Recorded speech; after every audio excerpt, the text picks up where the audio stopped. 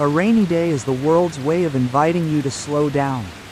Think of the rain as a natural reset button.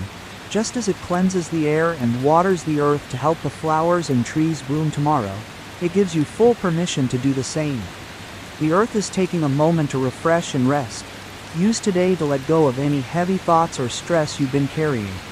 Sometimes, our quietest, most restful days are exactly what we need to fuel our next big breakthrough.